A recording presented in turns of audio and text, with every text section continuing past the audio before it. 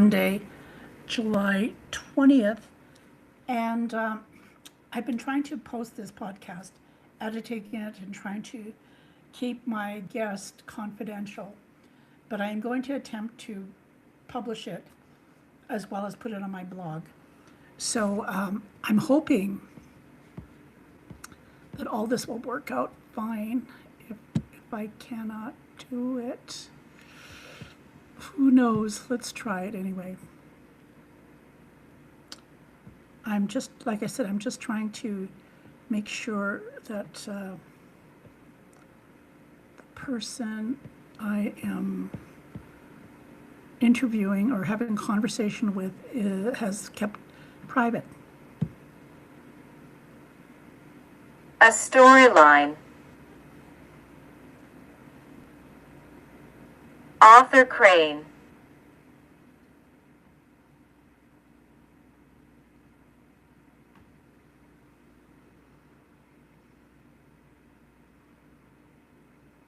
Guessed, but anyway, what I was going to say is that Chief Sunshine is about the coolest cucumber in the parking lot. That guy is so calm. And you know what he is. He's a carpenter by profession. He's just a family guy, nothing fancy, handsome as hell. But he's a dad, he's a mushel, and drives his pickup truck, and he's a carpenter. He ain't no fancy bellwig, you know, business commerce degree. Nothing none of that, yeah. I think he just fucked with the wrong guy. You know, he's just a real down-home solid years. And there's a few of them like that, chiefs, you just don't hear about because they just work hard. They Arthur Crane, don't you know, you don't see them mouthing off or whatever. They don't take that oil money thrown at them. They're hard-working salt of the earth, you know. There you shake their hands and you know that's a working man's hand. And yet I sit and have breakfast or lunch with them. And they're down to earth. That Coal Lake chief's a young guy. Relatively young compared to the rest. I don't think he's more than 45, maybe 50. I don't think so though. Anyway, he's the representative for the National Child Care Committee. And he's a chief from Cold Lake. And he himself was in foster care. The most dirty, rotten story you could ever imagine that a child in the system happened to him, and now he's a chief. Kelsey, that's his name. Kelsey, what's his last name? Jacko. Jacko, Jacko. Told me a story. I got a phone call from a lady I haven't even talked to since I came back from Las Vegas. Again too, when I came back I should have bought tickets to go to Sioux Valley Powell. That was 80th anniversary because 3 months ago it would have been like $160. But nope, I had to spend it on casino.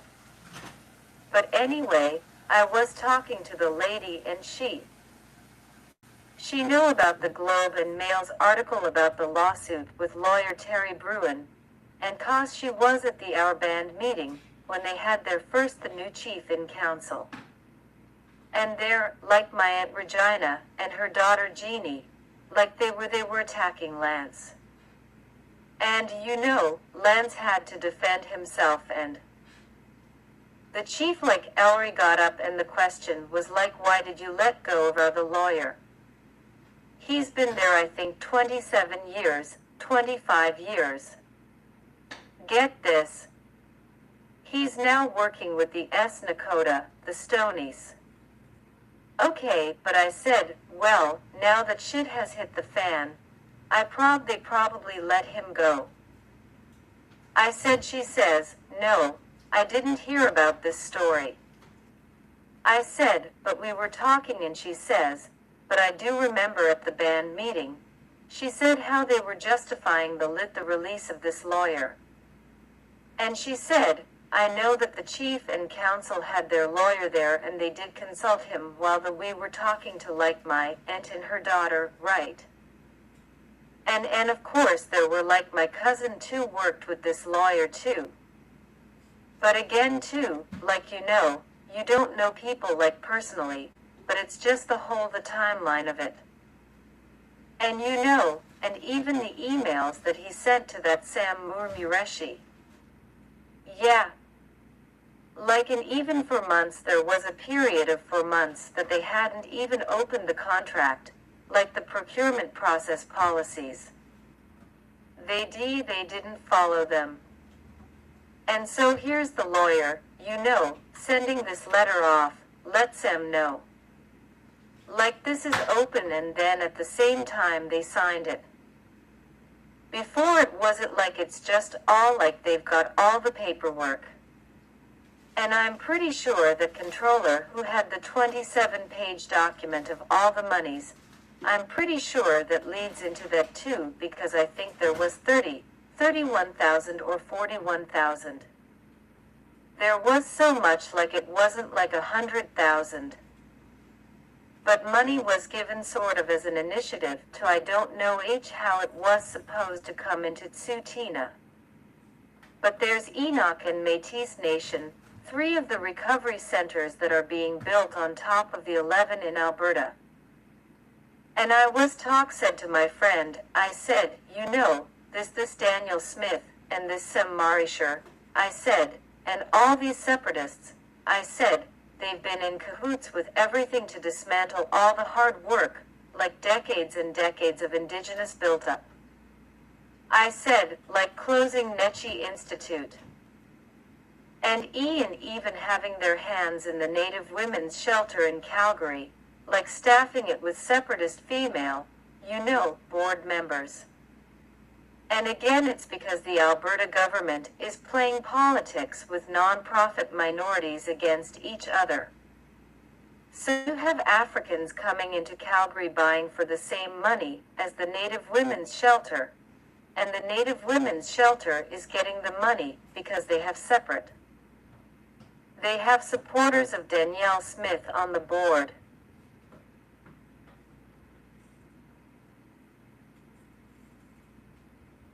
And that's like I was on the board for like decades ago. I think over 30 years ago, when it first started, before they even built it on McLeod Trail. And all the policies and things like that, like for me I was assigning authority, and I just didn't want to sign things that I didn't know where the money was coming from, and plus that too, there was some mental health issues that I had with some of the board members. Like lateral violence. Misogyny towards me. Exactly.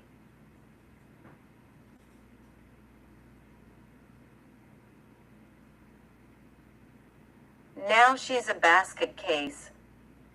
So the reality is whatever policies were in place to firmly establish Indies Indigenous women, like again, that's the plus in terms of the foundation of it. They changed it. They changed it, and they even changed the name of the Native Women's Shelter. So there's this huge protest, and that's when that lady what's Nipinak? Josie Nipinak.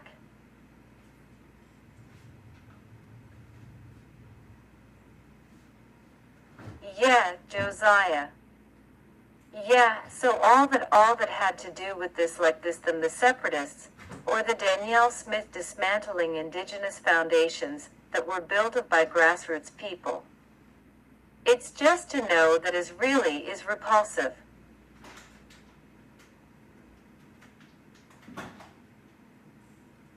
And again it's all with the consent of some Indigenous people who, they brown nose and throw little money towards them, and then they bow and say, okay, yes, master. You're white, so you know everything.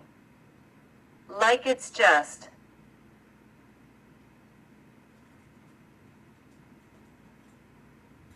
You know, incredible, and I'm glad that Surgeon Lake and Tal Cree this Rath fellow is because his money is being withheld. And one of the lawyers, I don't know, in the article, this lady I was talking to, she says, author, he lives up in Pretas or Bride Creek. And as the fry bread burns, I'm going, damn cause like.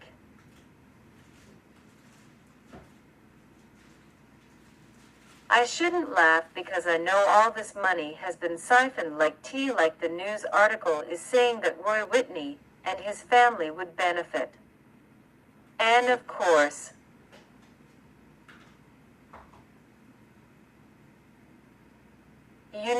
one of the band counselors had to deliver the letter to Roy, and his house has security.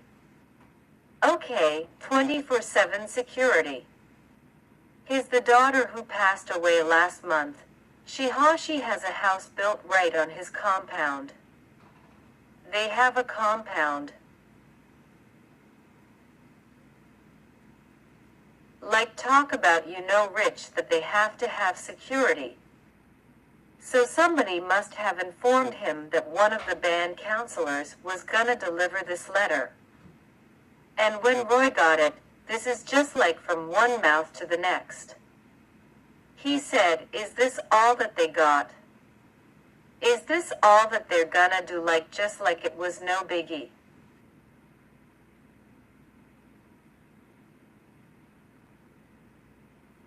The guy is so used he's just like Trump. He's a sad sack because he's so used to lying. He's even believing his own lies. There's nothing anybody can do, even if he's prosecuted, he'll still say he's innocent. Paper trail doesn't lie though. Conflict of interest law, fraud, forgery, kickbacks, that doesn't lie.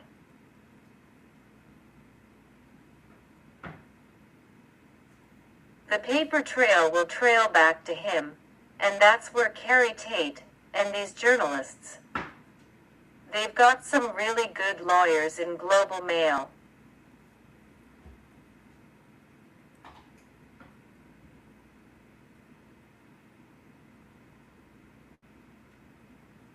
Globe Mail, and they got CBC's got some of the best lawyers.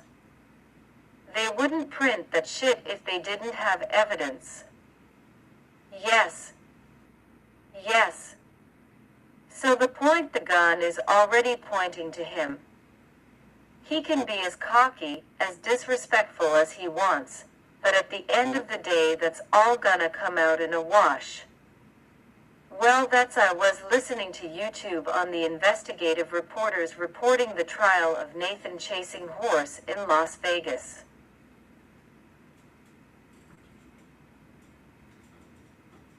And the 2D were discussing the lawyers, and just like how the first case, and how they really were nitpicking everything. So yes, it's like, but the whole drama of it is like you said, the paper trail, and these were like videos that got him, and like the proof is in the pudding. And even then when the judge is sentencing, and he's saying he's not guilty, and she says, but there's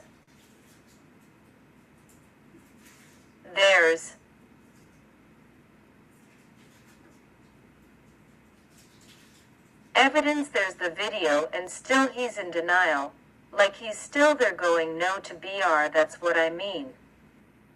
The proof is in the pudding. Like Roy Whitney will be on trial. The paperwork will be all there and hit, and he'll still deny it. Like that's what I'm saying. That's okay, that's a form of psychosis.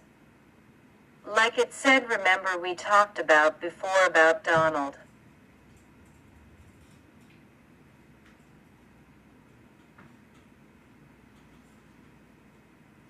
Trump and Daniel Smith, and they think they're invincible. And I said, well, it's beyond narcissism. There's a new form of psychosis that and the medical research has to be done. The separatist movement is behind all this crap. where they talk about they blanketly, Indian women are this. Indian chiefs are corrupt. Billions of dollars is going to.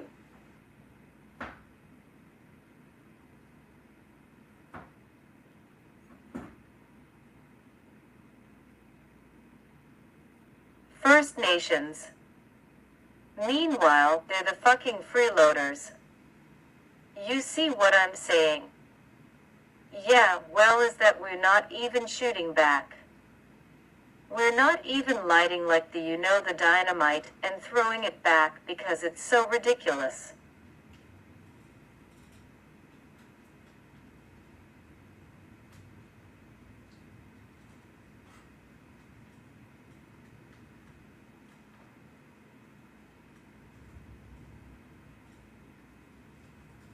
Well, that's why when immigrants don't know all this and I'm saying no, people like Danielle Smith, I've grown up my whole life around pretending white people who stab me in the back. It's no biggie. But if you're an immigrant and you don't see it, and you're looking at the Native Women's Shelter, looking at when Indigenous women, when the majority of the board for the women's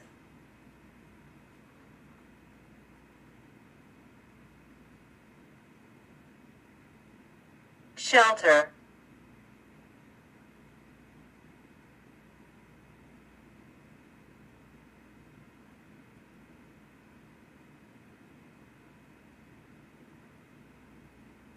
Is white who or who are separatists.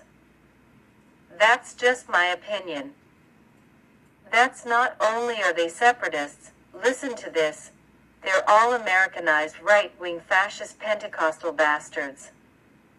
I could go on with the list. They're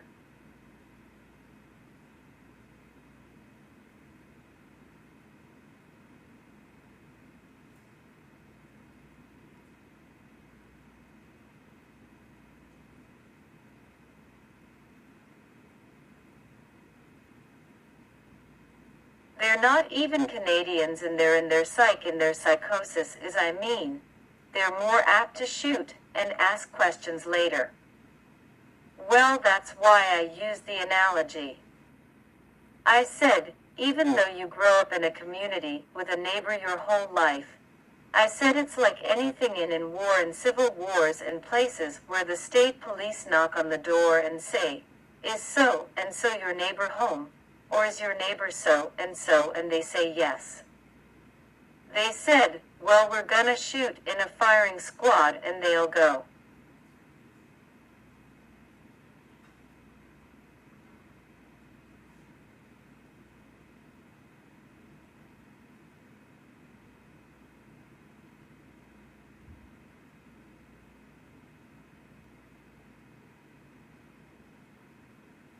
Go ahead.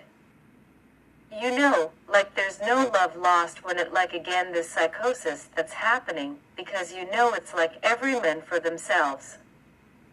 And for me, like I said, this whole issue of Nathan chasing horse being sponsored by the chief and council for 20 years has been percolating. And then everybody's going, well, we need a recovery center. I said, what the hell? You're painting.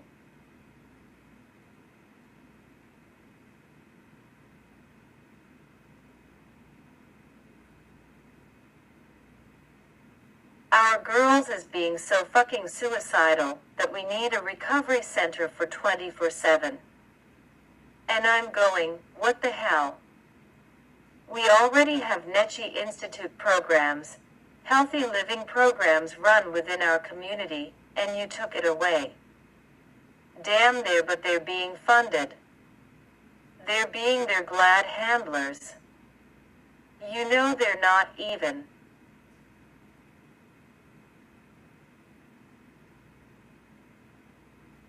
Yeah, they might have stopped drinking. But they're still fucking drunks.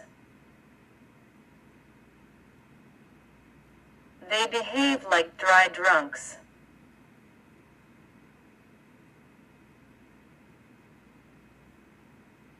You know, that's why I asked you. It's Jeannie a drinker? 'Cause to me she behaves like she's drunk.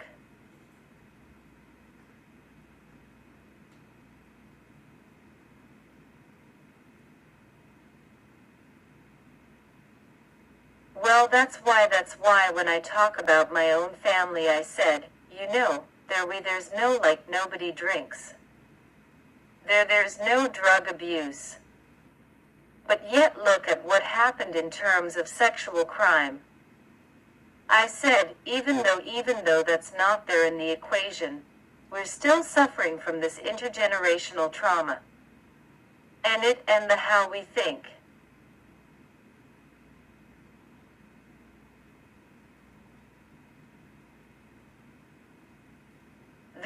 This dry drunk kind of mentality, because it suppress it like it just like, well, do we give a damn like we suppress things so because we go, I'm too much pain to be triggered by this. I don't want to talk about it, and then you're going, well, how are you going to heal if you don't talk about it? Listen here. You know, this has been percolating in the back of my mind. You talk about things percolating over years.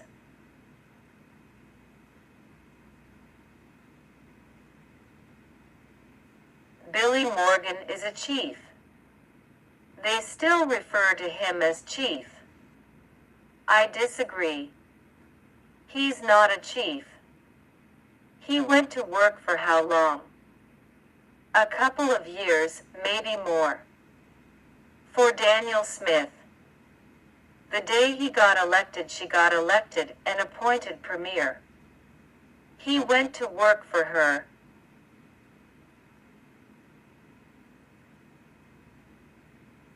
And been fucking sucking her tip for all that time. And then he got elected MP. He had to have known about the liaison with Sadina. Billy Moore had to have known about the treatment center with Enoch. He had to have known.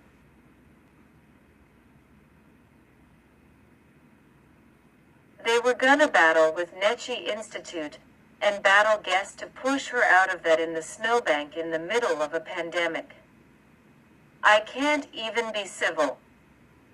I can't even walk up to him and say, hi, good morning, Billy. I can't. I just walk right past him like I don't even know the asshole. I can't. Well, even when.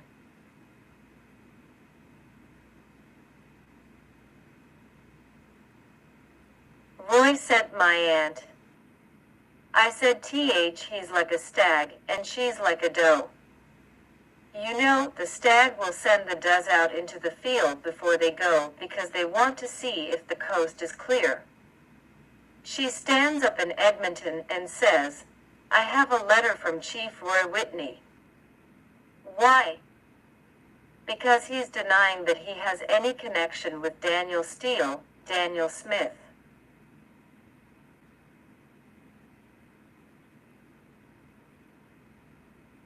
You know, like what the hell?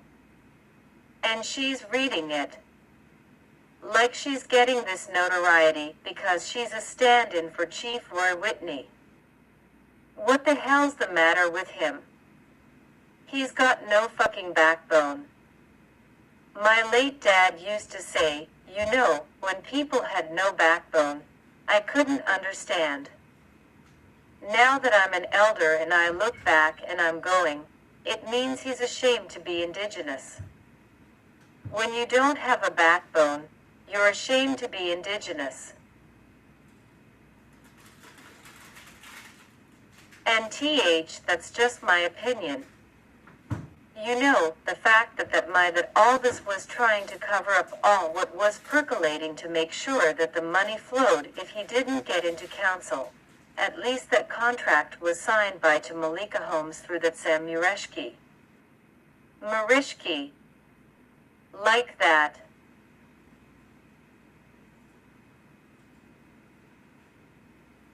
That's scandalous. And the fact that it's crook, it's criminal. Just you know, and the fact that like somebody was saying, well, were you there? Did you sign it?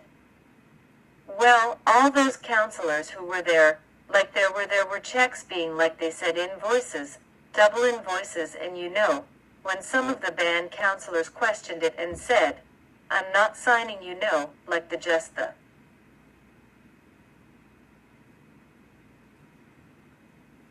It's blacklisting other band counselors. When you're elected, the head chief is blacklisting band counselors. And they're trying to stand up and say, no, this is wrong. Now, the fact that he did, you know, all this, you know, even with the case of him, the sexual assault case on two men like 20, 30 years ago that has percolated to the top, and his propensity for boys. And that's why, for me, when I stopped being friends with this forensic psychologist, because he said, I was his therapist. Not to me. Okay, I'm just an indigenous woman. No, this fellow who I'd been associated with for over 30 years only disclosed this to two female tribal police. And those police women are no longer working for the police.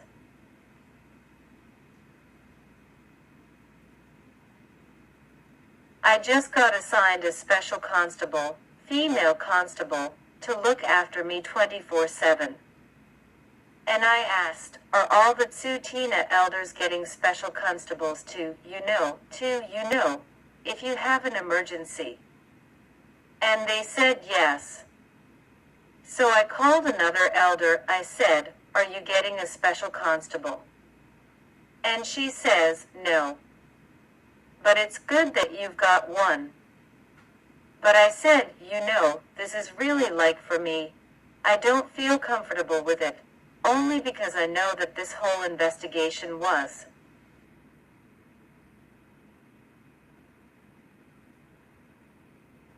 Nathan chasing horse. Yeah, it happened 20 years ago, but money was still being given out for the rent, and for the care of his followers by the former chief and council. And I know some of the women who have major health bills in the States who've applied to try and get reimbursed or to have their bills paid, because the health insurance wasn't covering them in the United States. They didn't get it paid, but yet here's my niece, who a follower of Nathan chasing horse, had her medical bill $72,000 worth paid for by the chief and council.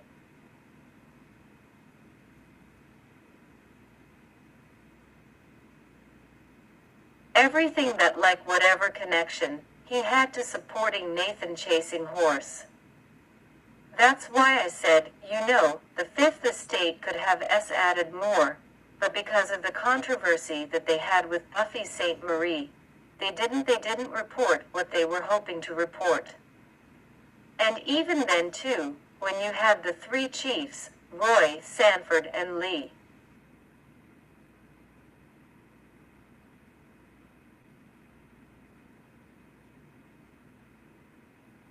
They approached them to see if they could comment, and none of them did except Lee. Now why is that? Well, because leadership would go to housing and threaten the manager's job if that a rental agreement wasn't paid. And all the travel expenses for Nathan's followers, they weren't taken out of the pocket of Roy Whitney. They came out of our band funds.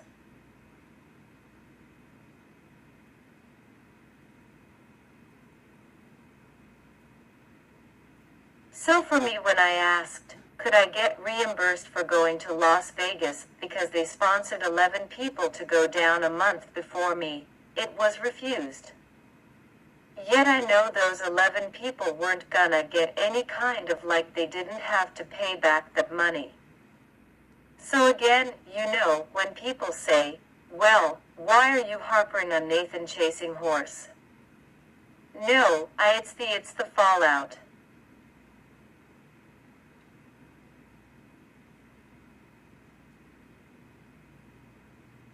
You know, the money trail, the manipulation of sucking money from the nation and throwing it to Nathan chasing horse. Who has that power but leadership? Yeah. Well, I think all that'll come out.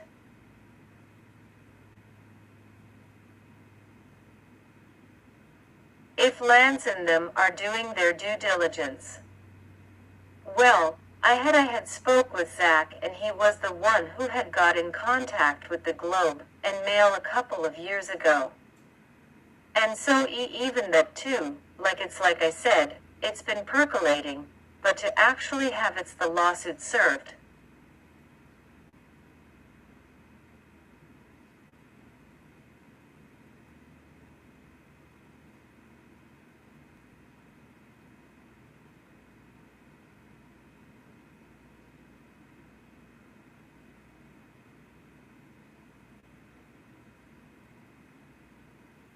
Like is monumental. And one of the descendants of Tsuut'ina Nation, like they're not on the ban list since some of these people are very bitter and very critical. They said, well, why didn't the chief in council tell us? Okay, I'm going, well, why your grandmother is a nation member but not you. I'm pretty sure that the chief in council, from what I've heard talking with Lance.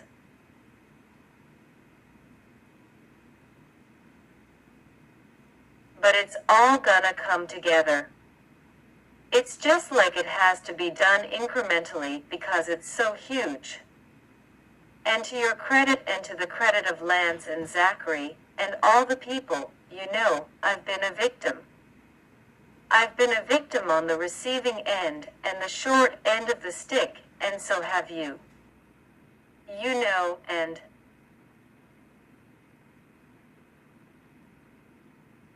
all the Albertans and you, and I have been effectively, I mean directly impacted by this. And so have other people, but they don't realize it.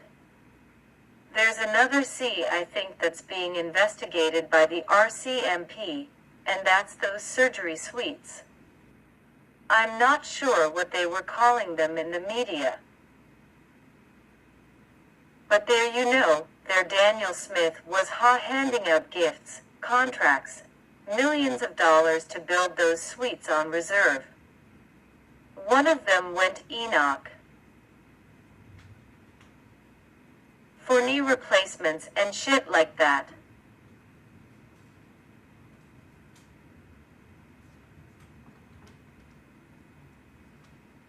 So if you want to go for surgery, you know.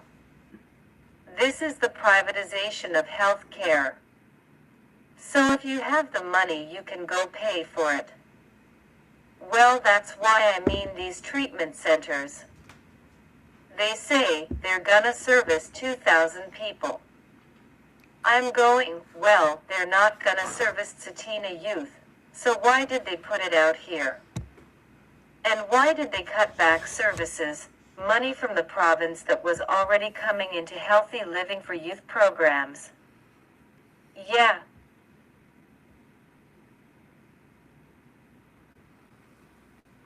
See it and hear, you know, there's a chief in council. We're helping our youth. Yeah, you signed that damn paper. That guy he only did 10% of the job, but he got 50% of the contract money before the chief, and the new council came in, they that lawyer, and the powers that be wrote that check. It's just like Sturgeon Lake trying to get that 15 million back.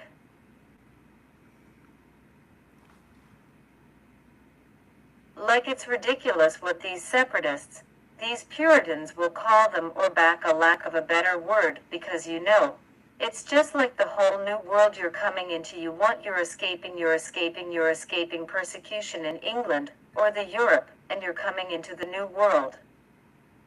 Well, come on, people, you all came into Alberta, you know, sort of like some sort of.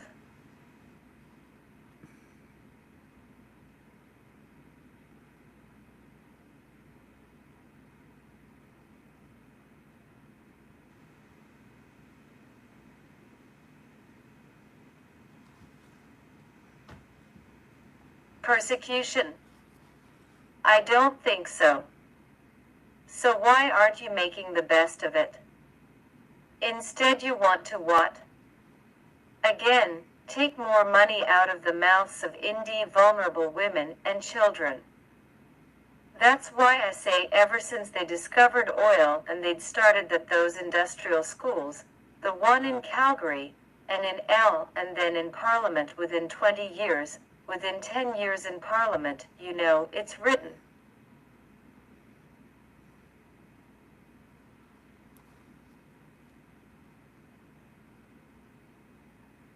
If we educate these boys, they're gonna go back to the reserves, and they're gonna marry GR girls, and they're gonna convert them back to savages. That it's a waste of our money and time. So we have to educate the girls too. So what do? They established Indian residential schools, all because they found oil. Shit. And then now.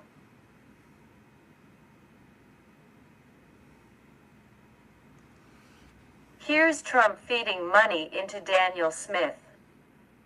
You have Putin and Russia feeding money into Alberta again for separatist movement. You have two opposing factions who are oil hungry. Because what? Alberta's the third largest oil producer in the world. And what and who's stopping it? First Nations. First Nations people. Yeah. No, years ago when my uncle passed away, I was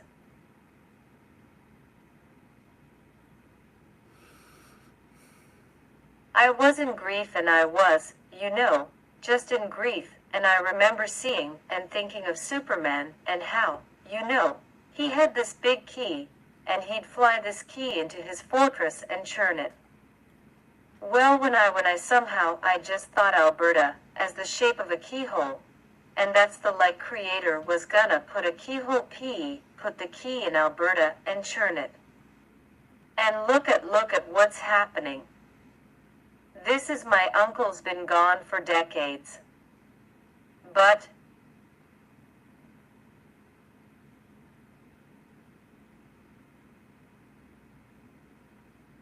it's just the notion that the I don't know from EITR and in the podcasts that I do talk about the great mystery, because a lot of these things have been predicted and have been manifested in so many Indigenous people.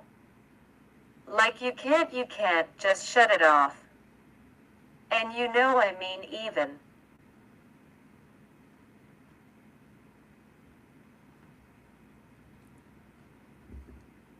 There's records in Brandon Residential School of them experimenting on the children for psychic abilities. And then when I talk to people about collective and holistic approaches, especially when you're in a group where you trust everybody, that happens. I said it's a natural human process, but because of religiosity, everybody's looking at it as they'll call it witchcraft, or they'll call it something because they're so ignorant.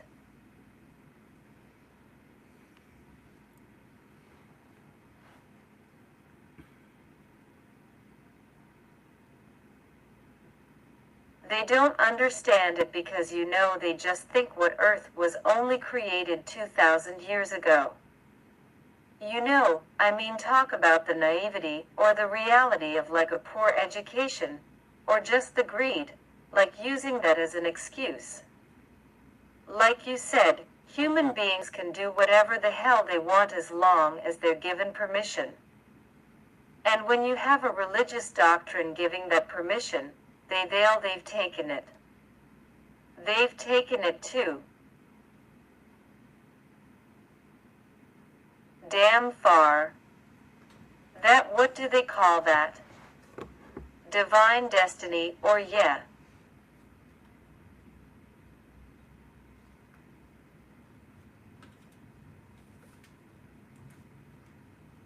Yeah, it's amazing all the interconnections that have to do with all the or indigenous organizations that have been well established by so many indigenous people who passed away, who were survivors of residential school, who knew what it was like to live with trauma. That's their legacy that this Danielle Smith is bastardizing. And this wrath, and even like putting this recovery center here. But people have to realize, and this is something you need to focus on. What made Unique Nechi Institute unique is it was developed by our ancestors, our healers, and our medicine people 50 plus years ago. And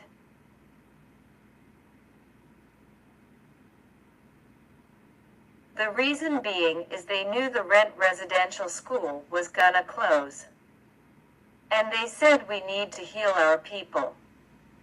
Because at that time alcohol was the drug. This is in the early 70s, and they said they're gonna close the residential schools, but we need to deal with the intergenerational trauma.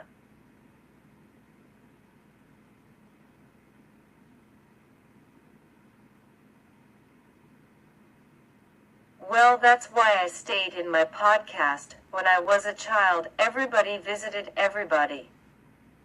There were you didn't hear about violence or anything lateral, and then all of a sudden alcohol came, and everything all of a sudden the whole community became silent. That's right. Yeah, I have seen that shift in my lifetime.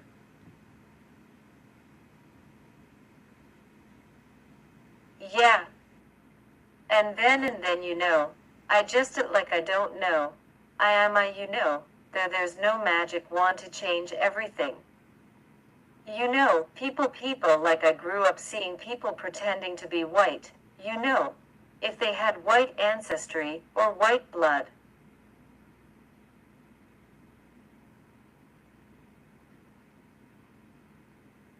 And I keep on saying my great-grandmother had blue eyes, but she was a Dakota matriarch, spoke the language, taught her children the language, ran away from the cavalry. If they caught her, they would have executed her too, just like they did all the other relatives.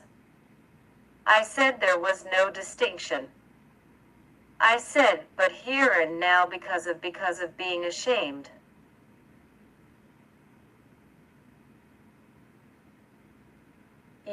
CA all like my grandfather said, they didn't start putting up fences until 1952. They didn't start putting up what? Boundary fences around Satina until 74 years ago.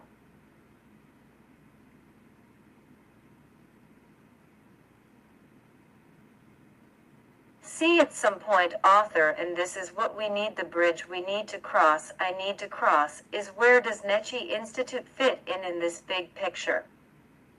I have to do my version of Nechi Institute victimhood, and how these assholes, these fascist pancake lovers,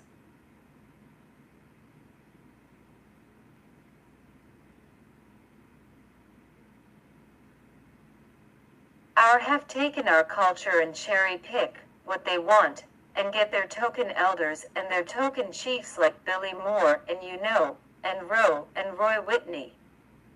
And Roy Whitney, yeah.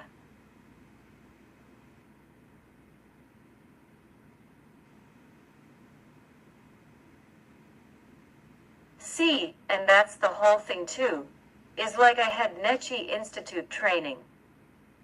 I had all this training. Even my mom and my dad, like in terms of traditional ways of thinking. 'Cause people say, well, how did you know what Nathan Chasing Horse was all about? Because of that, absolutely. Do you think Nathan Chasing Horse would have thrived in a community where the majority of people had Nechi Institute training? Hum.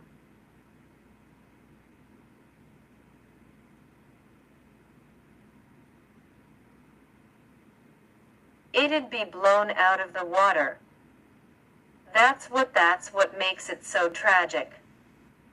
That all the things that we built up, like my mother and my father, my grandparents, that this woman, this Savior will call her the Madonna that she wishes she was a born-again virgin. What the hell? Like really, how dangerous is she? Who is that?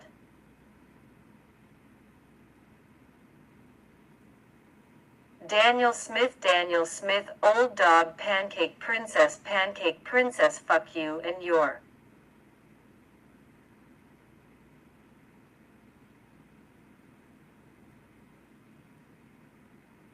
I almost died laughing. I thought this was a fucking joke.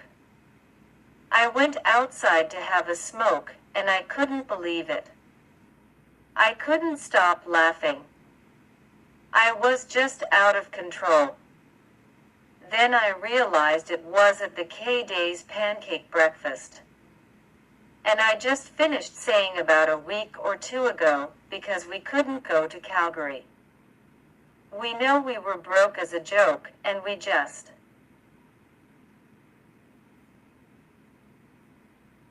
finished moving my household, my daughter's household, my granddaughter's household. And then we're flat broke. We couldn't even go to a pre-free breakfast or visit any of our friends. Anyway, long story short, I said, Daniel Smith better not show up to any of these K-Day pancake thingies. Exactly those words.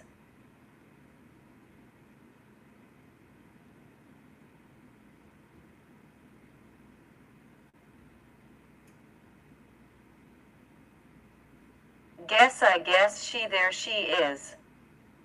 Because Edmonton is different from Calgary. Like we don't put on a show. Everybody wear a cowboy hat, put little shit on your boots. No. No. Our people here are blue collar, salt of the earth. We don't try to be corporate American cowboys.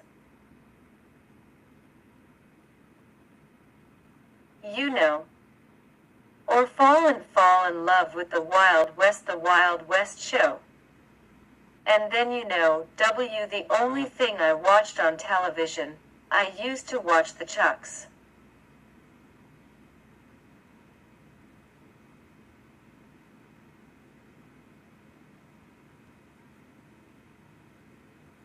Well, I don't watch that anymore because for me it's so painful because my brother used to run trucks, and so we all got involved. It's a whole family thing. And so I'm so grieving over my brother who died recently. And then I'm thinking, I don't wanna watch that. That just brings back too many memories, and I wanna sit here and cry. Well, then I got watching the ponies. Yes. The wild ponies, and then I got excited, and I think this is wonderful. And all they got those boys was $25,000 check.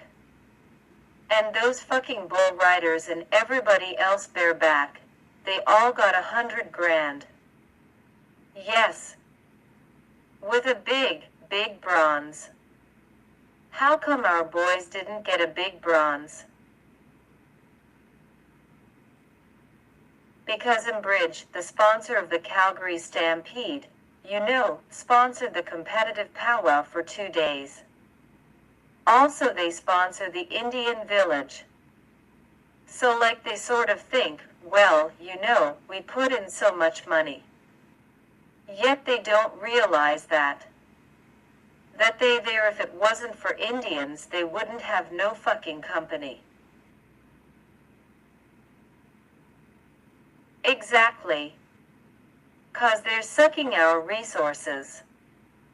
They're sucking the tit of Mother Earth. Exactly.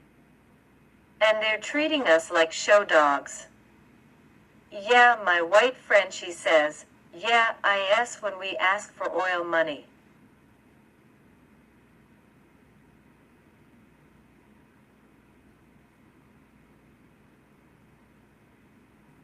And they say, we just throw money to the indigenous people. If they're squawking and fighting amongst each other, we just throw them money. She says, author, I've heard that in those meetings. I said, well, of course. I said, they don't give a shit. As long as they get money to pay their mortgage, their taxes, and whoever's working for them. They don't care who they put under the bus. They don't. And they don't care if somebody's starving. They don't care if we don't have any sovereignty over our children. They don't care if our children are being trafficked at the age of 14. They don't give a damn that murdered There's so many murdered and missing indigenous women and girls. Shit. And yet what the hell?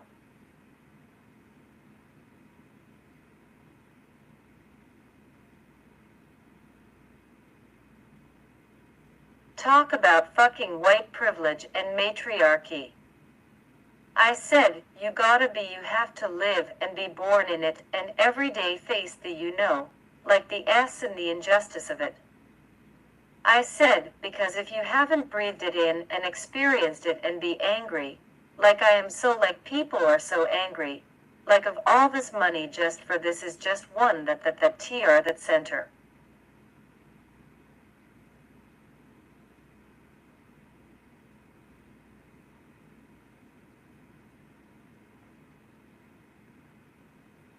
That money that was taken and spent without the process, without it even being challenged.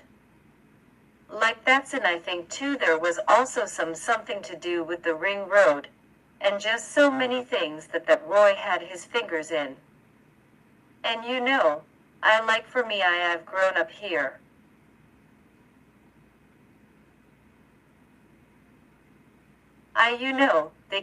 People can say whatever the hell they want to say about me.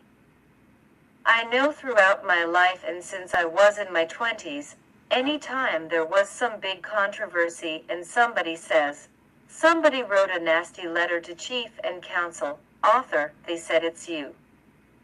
Every excuse to defame my character, to suppress my voice, the only option I had was to start writing a blog. Because I put it out just like in science fiction. I put it out in cyberspace, hoping that Superman, or the Fantastic for somebody would see it. Yeah. Talk about delusional. But anyway, it worked. It damn well worked. Exactly. Bless people who have a voice.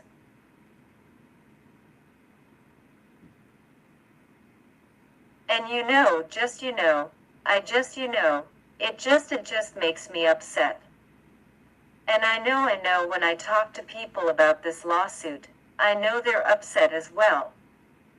But at what point is there consultation?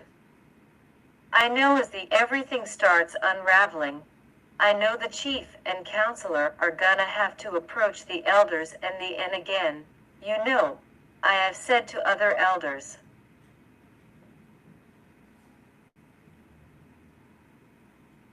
I would say prosecute them, charge them. Yes, they're gonna come back and live in Satina, but restorative and transformative justice needs to be done, and they have to be held accountable for that for the community to understand these are our sovereign rights to protect our most vulnerable.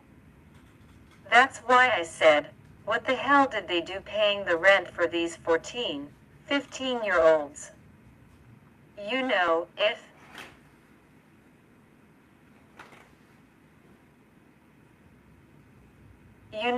If they were rich or had moved away from the cult, and they came back, and they sued the chief and council for not protecting them. That's the mantle that they take on when you swear on that you're gonna, be an elected official. You know, in a traditional sense, but it isn't traditional because they fail to protect the women and children. Well, it's a breach of oath. It's treasonous. 'Cause in every oath that I've seen, unless yours is different, which I doubt, there are protocols.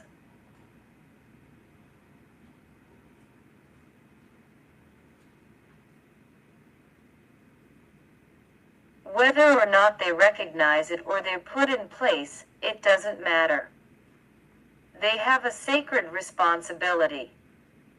And that's to look after all our beautiful girls and boys. You know, like my mother used to say, I used to think she was so like gross. You can't trust they'll stick their dink in everywhere, it doesn't belong.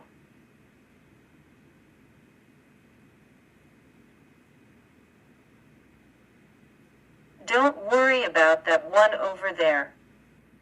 You can't trust that one because you can't trust them with a package of donuts, my mother used to tell me. And gross mother. Like I'm 10, 12 years old and I'm being schooled on human sexuality and deviance. But prior to that I knew all that stuff from my great-grandma in Cree. And I used to think, why is that you know? I ask questions like why is so and so always drunk? That couple over there, I see them walking down the road. This is in the 50s before our people were even allowed to drink.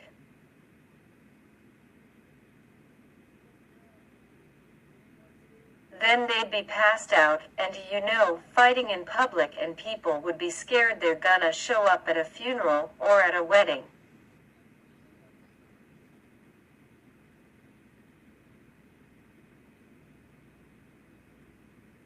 And it'd be just the only two. Always disruptive. And then later on I realized that generation of men, and how they were sexually molested in boarding school as little boys. Yeah. As I started to work, you know, I was already in my teens when I realized that. My grandpa John taught me all that.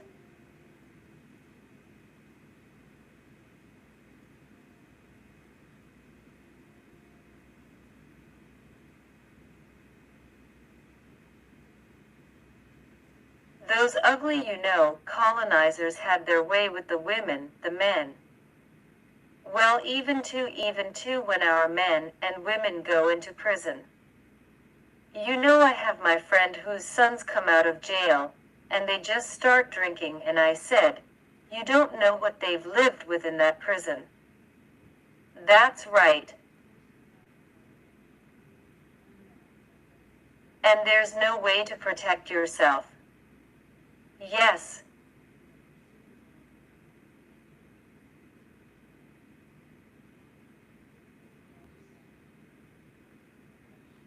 That's why when I talk about like restorative and transformative justice, I'm talking about the whole concept of human sexuality. It's you know, you can't like people don't want to talk about it. No, you have to. Because the underbelly of all of the analysis of all the work, and that we're doing and bringing forth all of these injustices. Yes, it looks financial. Yes, it looks like embezzlement.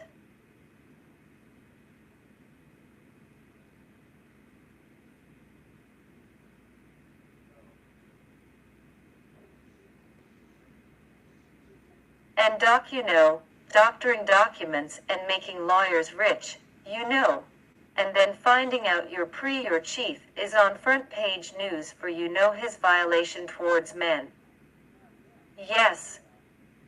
Grown-ass men. That's and then you know well that's why when I went to Las Vegas, and I was talking to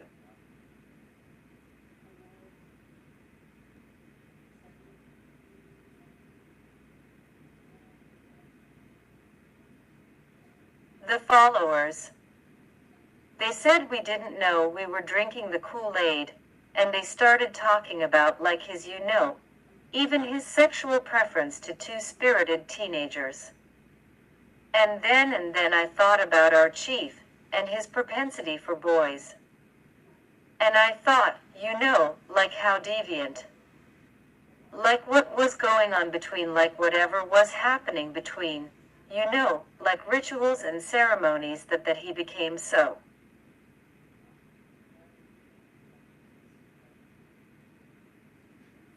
dedicated to supporting this man and his followers.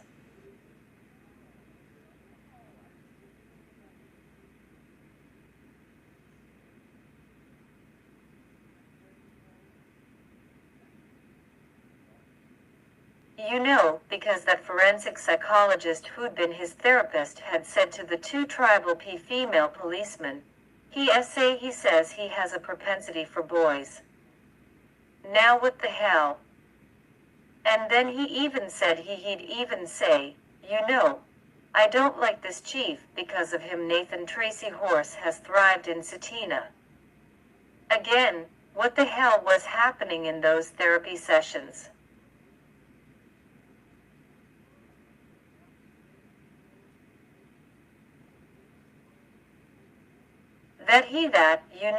That these things he's bringing up to these two female constables. Now get this, our chief of police and his partner, who's also a policewoman, have a house up here in Prydas, like and again, right next to Chief Roy Whitney. So, it makes me wonder why I got a special constable female to call. And again, where did those two women go?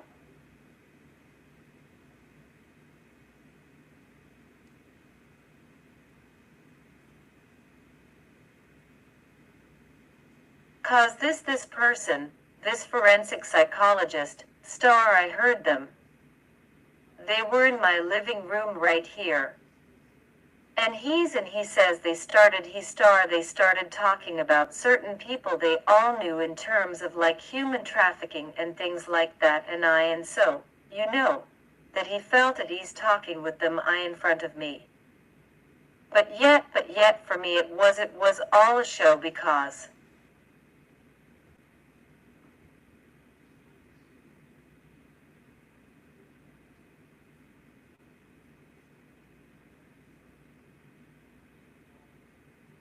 if he had any gumption, he would have dealt with it rather than trying to get notoriety for knowing like the nitty-gritty of Chief Whitney. 'Cause he never met Nathan Chasing Horse at all.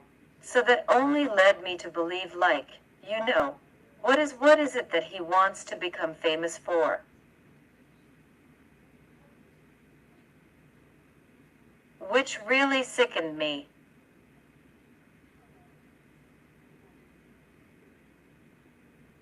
Still sickens me.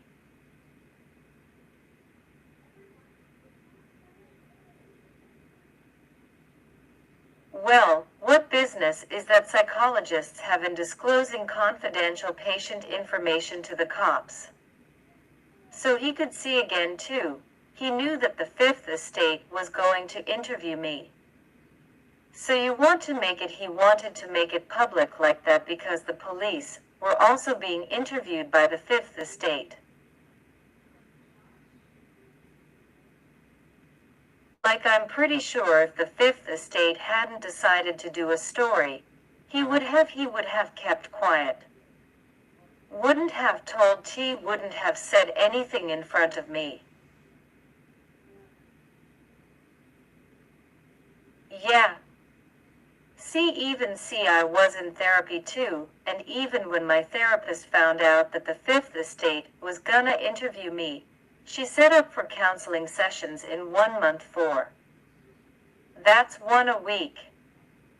Did I ask her for that? And I just thought this is too much. Again, this woman made her money off of listening to the survivors over 300.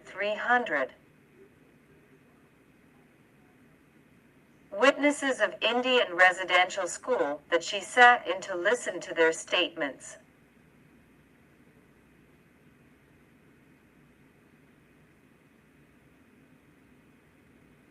That's why I am really weary of mental health workers. That's why for me, like Nechi Institute, and just Indigenous people helping Indigenous people is vital to healing. And they're taking that away. They took it away. And and because of what? This woman pretending to be an ally, this woman, kissing the very ground of Indigenous men who other women from their communities wouldn't even touch them. Yeah. Really. As Indigenous women we have taste. No, it's disgusting. They are disgusting because very disgusting. Yeah.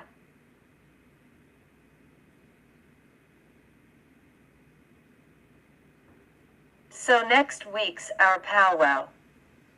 Of course if it's gonna be this smoky like this, I'm not gonna be able to go. It's too much. I'm not going anywhere. Staying in it nowhere. Like this is nothing. You should hear in Toronto, Ontario. My friend. It hasn't even warmed up. It's only July. In Ontario, there's 200 fires burning right now.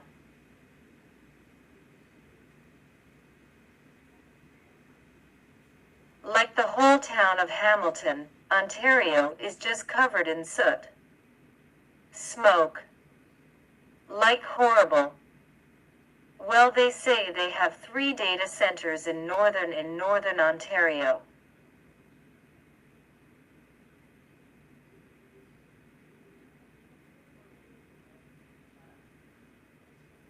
They want to have a data center in northern Alberta, and I'm going. Look at what the tar sands have done to all the northern trees. The whole northern section is all brittle because of the tar sands. And now they want to put data centers, drain more groundwater, make all the trees brittle again. Like wake up. And then you have the audacity of these American senators saying, they're gonna build a pipeline now. To take the contracts. At the expense of women and children.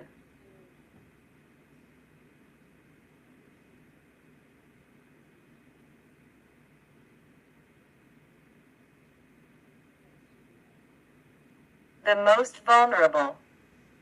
And they think, well, we'll get these contracts. Show me the money. Shit. I'm 74 years old. Ever since I was 15. It's like, show me the money. Where is it? Show me the money. It comes at a damn price. It comes at a damn price. And I sure as hell I'm not going to pay that price. Like I said, when I was director of education I was, tempted with an offer so that instead of being fired, I'd be transferred. Like better pay, less stress. But it would have come at a point where I would have had to have said yes to Roy Whitney. Like he came right to my office and offered that to me. And I said no. And all the other people who were on boards and siphoning money, I said no. Like until board members who are Indigenous have actually, lived in another country, have paid their mortgage or rent or whatever, just, by working, then they can say, how hard it is to work as a board member.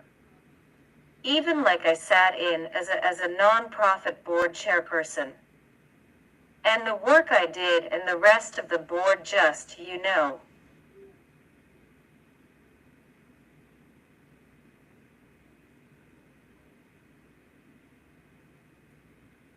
Unless you have somebody who's actually working, then the B board's not gonna survive. And that's just the reality of boards, but that's the reality of First Nations. Unless you have people who are actually going to work, do their due diligence, and take the criticism, the threats of being sued or somehow trying to keep you quiet.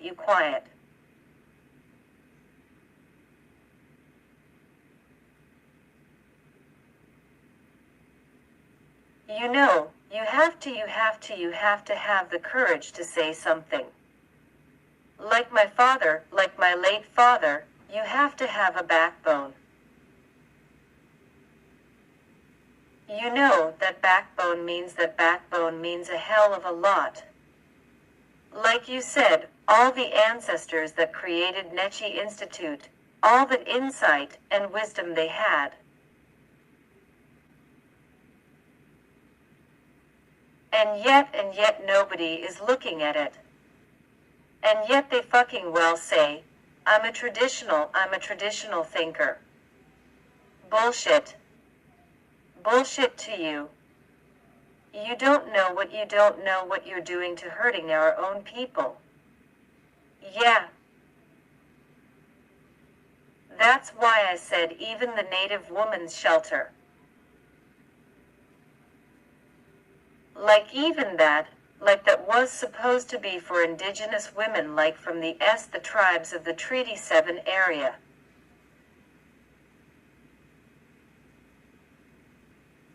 But they do that in Edmonton too. The white people and all these pretendians, they take over all the not-for-profits. Yeah. Well. See, for me, like they invite me and I talk, they pay me an honorarium, and I've said to them, you need to really do more recruiting of Indigenous elders, 'cause I think there's 40,000 in the city. I said there's gotta be more Indigenous elders out there that you can have on these committees, or like organize those elders. But no, they have a select few. It's always that Reggie and Rosemary, yeah. How did they make their way in there?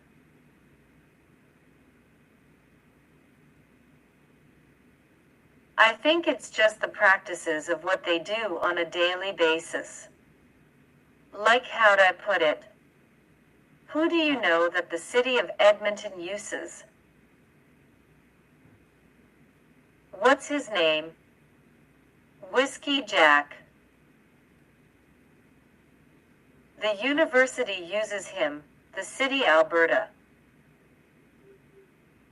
Francis Whiskey Jack.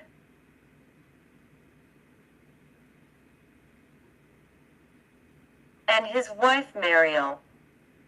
Yeah, so they usually have a couple.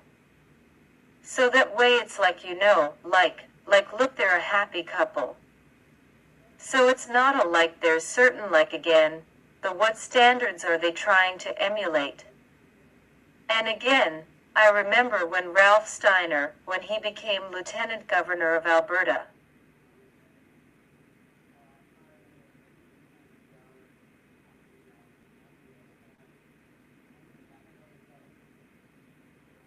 His granddaughter was my second cousin. We went they were at the hotel, they were going to a banquet. So we went upstairs to his room, and he was getting ready, and he was talking to everybody in the room, and he said to my cousin, his granddaughter, he says, I wonder why white government, appointed me this. Like what am I, what makes me so special to, receive this honor?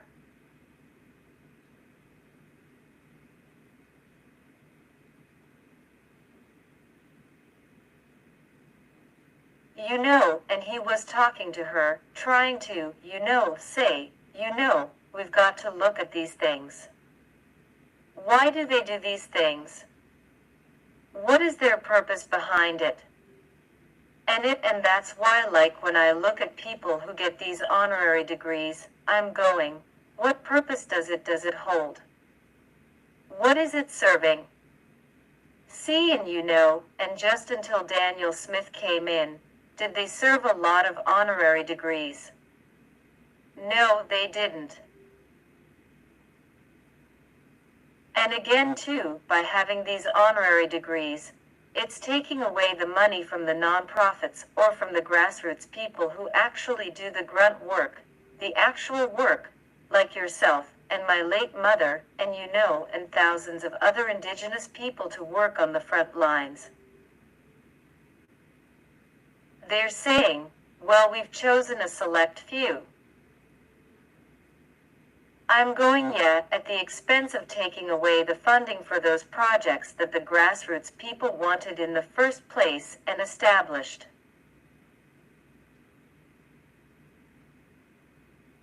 We're not perfect. I'm not far from it. But the reality of it is like,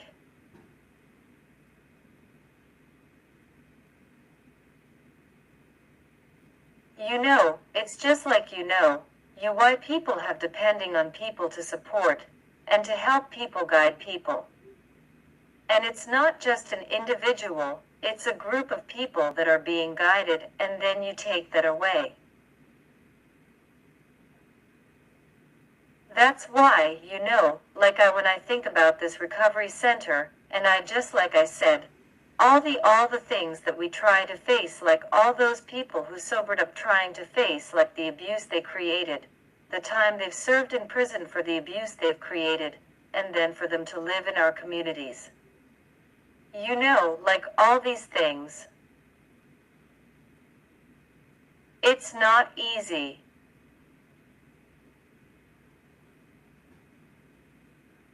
Put Danielle Smith in there. She wouldn't like I always say that about white feminists. They sure like to talk. I said, well, come on. Live a year in my community. In any Indigenous community. It's one thing to talk, but it's another thing to actually do it. That's true. That is very true. Yeah.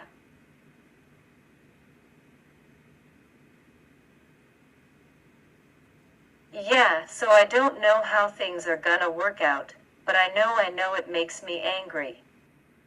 And yeah, I have acquaintances who say, well, Maureen, I wouldn't spend the time a day to even go and see Nathan Chasing Horse being sentenced.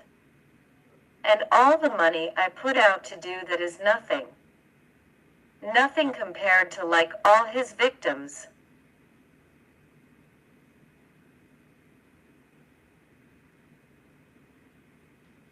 That poor man who lost his son, because Nathan said he was gonna cure him of cancer. And I say to like even my niece, she sh the followers say, yeah, we know she was hogtied and gang raped by his followers. But the word with the F her friends, and these are her friends in Nevada, even though she's living here in Satina now.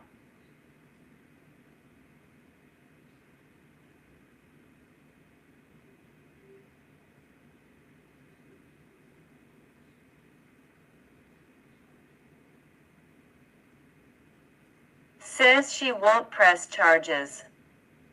And I said, yes, that's the point. I said, even like she had disclosed this. And yet one of the ladies that has a podcast that I called up and I said, "Could you interview me?" Nathan Chasing Horse has been arrested. She didn't know me.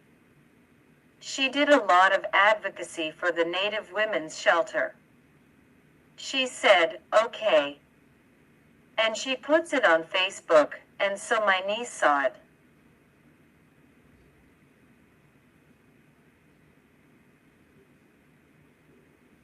And she sent her an email and said, "Why are you going to interview my auntie?"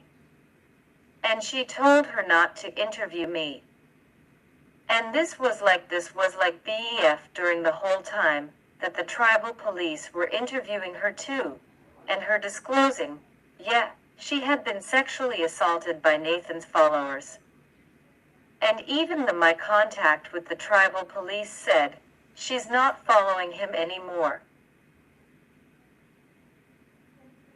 And I said, well then why is she contacting the lady who I'm doing the podcast on? Why is she demanding that she not published the podcast? I said, this isn't just one time.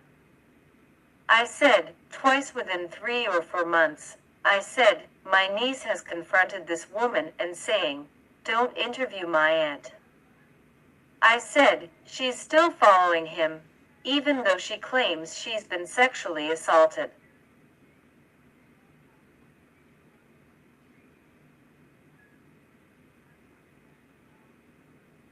Like there's some sort of what I don't know, in psychology they call it, like you say, psychosis.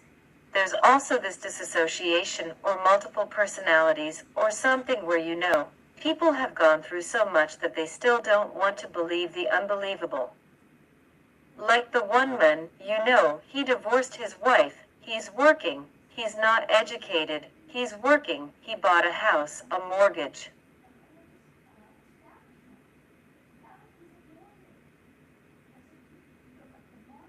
So that Nathan Chasing Horse parents could live in there. Like these are still followers of him. And so how many just like sleeper cells? How many of these young people are so out of touch with their traditional roots, their home communities, that they have to gravitate to some fallacy, some illusion, some mythology that they create a cult of it?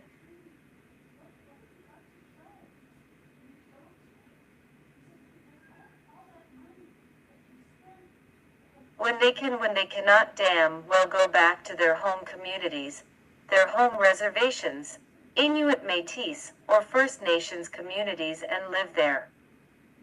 That's why I say, it's just like a feminist or any pretendian.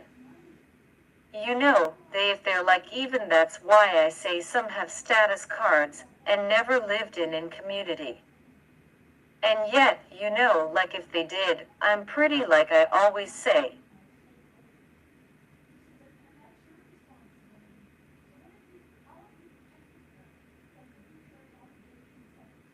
Why didn't people look and see why wasn't he why didn't he have a bunch of followers from the reservation he came from? Come on, people smart enough. Look at where he was born and raised. Why did he run away? Why did he run away to make his whatever money he could make?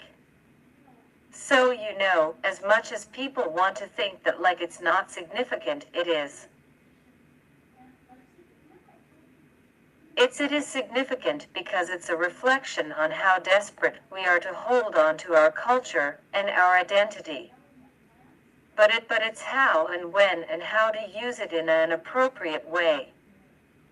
That's why I like when I'm talking with you about Nechi Institute, and just the groundwork of it. The whole fact is where in the hell of all North America has there been such a program?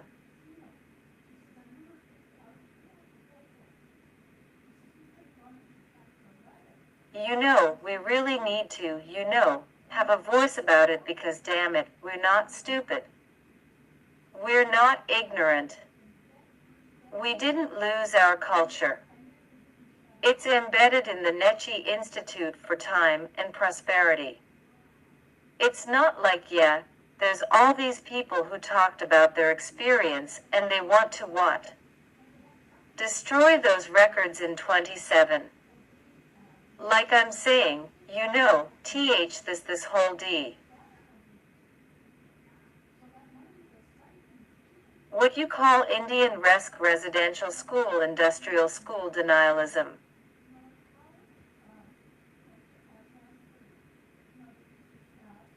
No, again, they're trying to erase our oral history. Like 10, 20,000 years they're still trying to erase it. Like how stupid court decision, and it was a directive from the Supreme Court when it went to court. And again, it's all the men that were in charge of that whole fucking thing. The bureaucratic mess that they've created. Like who gave Phil Fontaine the authority to go ahead and settle for $10,000 fucking dollars? Nobody. He never sought the he didn't seek. Free prior and informed consent. He fucking breached it, he sold us out. That's why all these shit is happening to him now. Yeah, okay, then he's not been found guilty. But it still hangs over his ugly head. Him and his wife could afford to buy land in a big giant house west of Calgary towards Banks.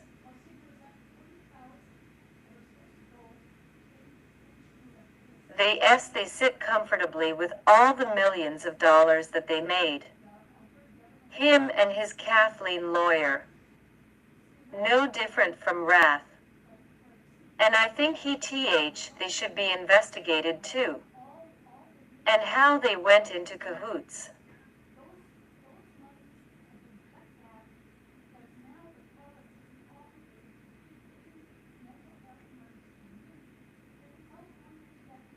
Fucking bitch Kathleen lawyer, I can't stand her. Sleeping with the enemy. Well, she was my mum's lawyer. She really, put her clinches or claws into Calgary. I think this is before she even hooked up with Valta Fontaine. Or she was probably in the back room, while again percolating to the top as the fry bread burns. Yeah.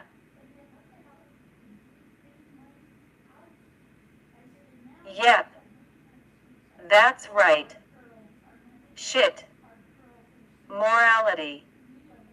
Did you hear about that center to the one that died? He's 71 years old. What the hell is it?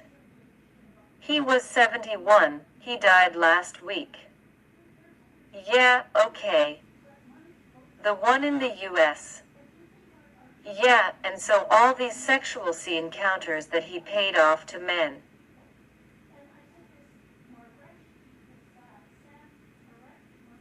Like a sexual what? Sorry. You know why, like you said, some of these legal have been paid off, like they've been given money. What did you settling out of court? Yes. So he did that. But now that he's dead, it's okay for them to talk and show and say. Like it's a mall, like I'm just going, geez.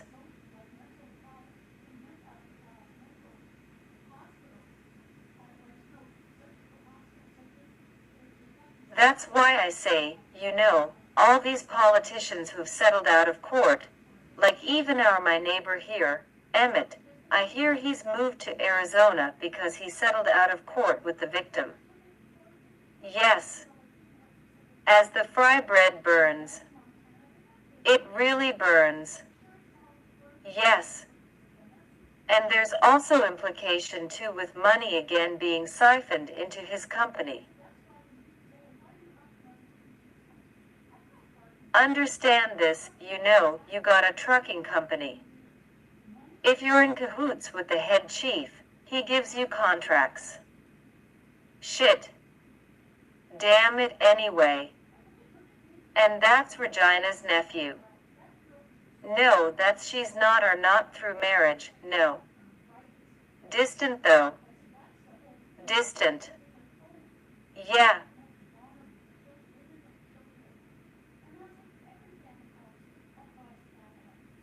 They were on council together. Yes, yes, of course. Yes, on council. Brother and sister or nephew and auntie, adoption type of thing. But it's amazing that when people die, that all the shit, you know, it can be revealed because who you know, there's no law about it now. And then my white friend and her friend W, I had a stampede breakfast with them.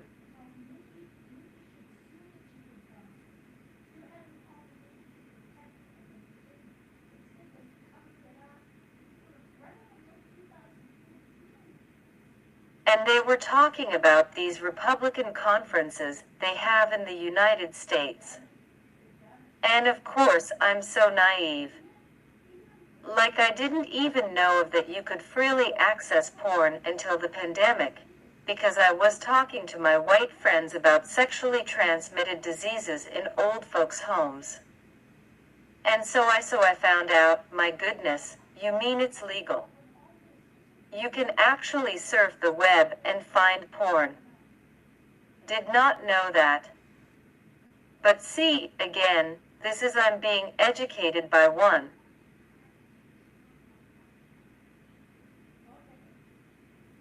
White women.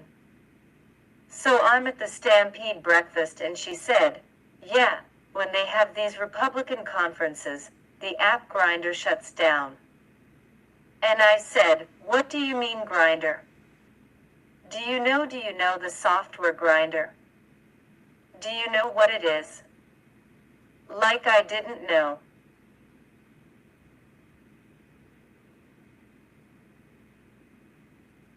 This is what, 19 hours ago. I have to read this to you. I know you're busy. Regina Crowchild, this is Lance Many Wounds. Okay, 19 hours ago. Regina Crowchild and Jeannie Grow Crowchild, let's continue the conversation here. Jeannie, as you seem to ask to know so much about the litigation, please free to position accordingly.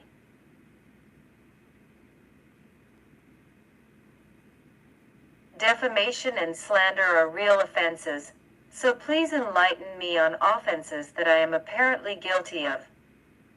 What Indian country needs is transparency and accountability. And I will share anything you accuse me of. You must be better if we want better. We must be better if we want better. And add Jeannie Crowchild, did you file your conflict of interest paperwork for this term? And so Lance Many Wounds again. Weird. Regina Crowchild.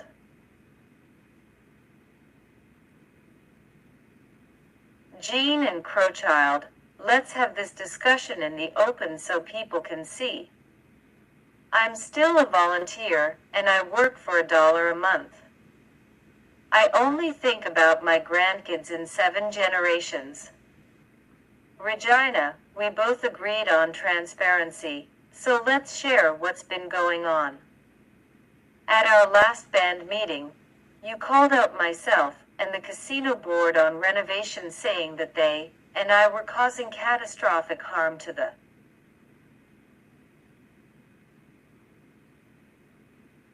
casino, when truth was that the board tasked me to get the renovation on the rails. Somehow we bid out the casino, with 4 pieces of papers $100 million, and thought it would just work out. Regina, you've been in counsel for a very long time on Satina.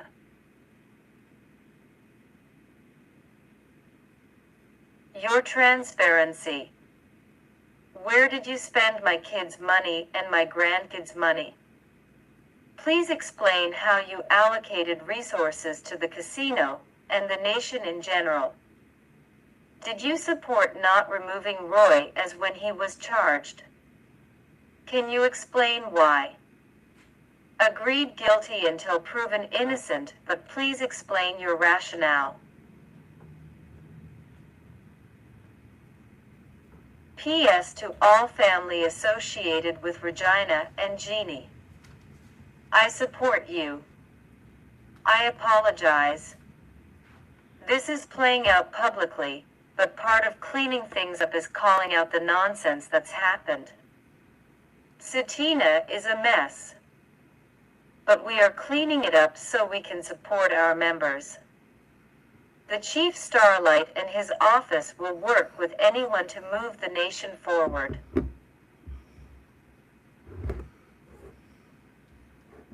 So,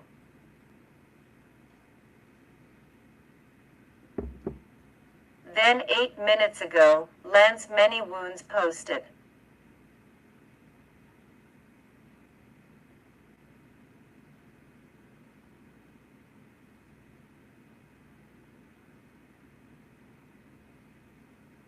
Regina Crowchild and Jeannie Crowchild, where are you both at? Let's have this conversation in the open, not in the shadows. I've worked my ass off to accumulate the skill sets I have, and it hasn't been easy, and I'm building after a catastrophic investment I made into someone in 2021, and it cost me literally 20 million plus. And thank God I have patient investors because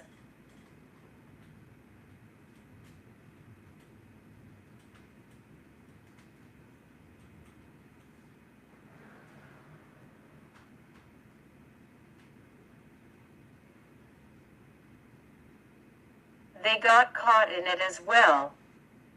I'm responsible for a lot of other people's money, and I don't take that lightly. It's the hardest thing which both you will and understand is you're not in the fight. Regina, you're supposed to be a fiduciary, but you flat out failed.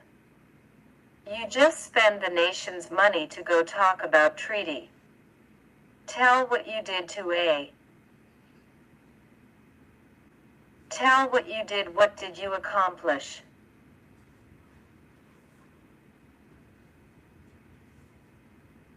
Let me tell you something about treaty. You need a war chest of money to fight, an entire law firm of lawyers to fight, because you're literally fighting one of the oldest monarchies in the world and going up against a country with hundreds of billions in resources. If I hear about you slandering me again, you'll be talking to my lawyers next. One of the chiefs who slandered me too is willing to sign an affidavit for your information. This is your one and only warning. That was 5:11 minutes ago. As the fry bread burns. Yep. The Crowchild posted 5 hours ago. I for one would like to know what the hell is going on. This treatment center, this health center, and the counselors taking leave with pay. How the hell does that happen? I mean, they get money waved at them all of a sudden. It's where do I sign? And the thought of the nation's well-being and generations' future fucking goes out the window. Yeah, council should carry some shame. If you're being called out, then there must be a damn good reason. And we need to know. Those of you who barely get by making ends meet. And some of us some of us homeless. We deserve to know. Is what is happening to our nation. I for one I'm sure we feel like, well, there's the decision makers, it's on them if they fuck up. And it's not, look, they actually did and we're broke again. But don't you get mad, that's a paid position. Xakuga, that's a chief, I guess. Yeah, it's the name for the chief. Yeah. A paid get the non-status call it public position. Keyword public. Satina counselor means we get to know what's going on. So don't start fighting back. Just admit there's something wrongdoing and see how we can fix it. When the swearing in of a chief and council is going on, it should be amended to include I swear I will not sign away our rights, and I will swear to never take bribes. I swear to give all monies made to the people of Satina. I just threw that last one in there because I want to go to the casino. Thank Lance many wounds. You know there's a lot of warriors, good warriors out there, and Lance is one making sure there's accountability. So, Lance many wounds comes back 3 hours ago. He says, Wanda Crowchild, thank you.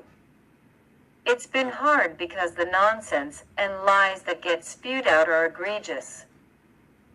Weird or just trying to make things better, but we're handed a complete disaster from the last leadership. Who Regina Crowchild was a part of. We all were You all were a few steps from getting third-partied. What happened is the unacceptable, and it needs to be told. They lied to all of us. Yeah, it's so bad. Lance many wounds, says Wanda Crowchild. Regina Crowchild, you need to chime in. Please enlighten us on what actually came from the hundreds of thousands, if not millions, of nation dollars spent for your travel all over the years going around talking about treaty. Jeannie Crowchild, what did you accomplish at AFN? Jean now better just fucking get herself a lawyer. It sounds like it, and the same with Jeannie. Yeah. And the more Jeannie mops off, the worse it's gonna get. Well, again, she's like Roy Whitney. She really believes she's innocent, that her hands are clean. Well, Jeannie works for her mum. It's quite obvious she answers to her every beck and call. She thinks that she's a rock star. She's living in an illusion, or an illusion.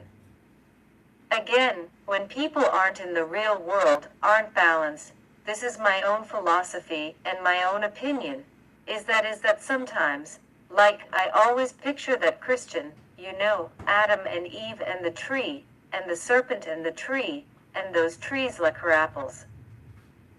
It's like if you're not balanced, it's like all of a sudden somebody's gonna shake that tree, and all the apples are gonna fall down. When she's saying, we're contributing, well, no you're not, because if you were contributing, the apples would still be on the tree, and everybody would get to eat those apples. Trauma's the fact is they've been in there too freaking long. Same thing happened with us in Samson. I ain't judging. It's the way it is. They normalize this, corruption. Well, like even with human trafficking. People get their daughters, 14, 15-year-olds who get pregnant, and they marry them off right away, or they're so poor that they can't look after their daughter, so they marry them off. Even okay, you get transferred out, you're another community's responsibility, not ours. And yet the men keep on marrying women who come into the communities. Like that Indian act. Like really hurt women.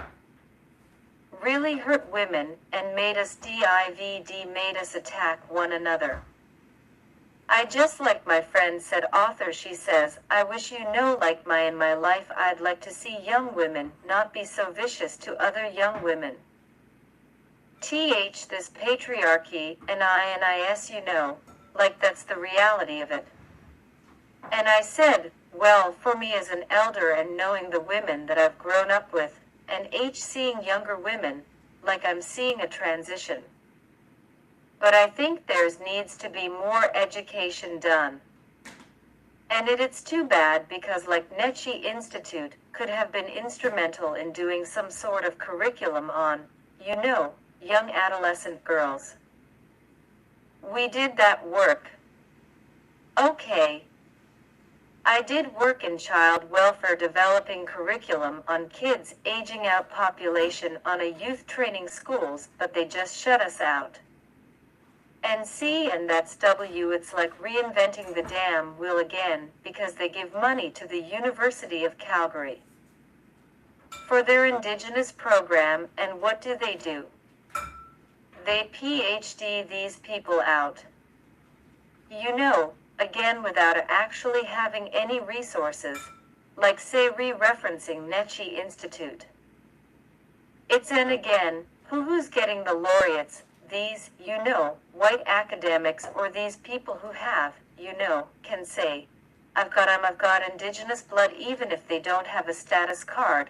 They still say I have Indigenous blood and I'm going, have you lived in Inuit First Nations or Métis communities?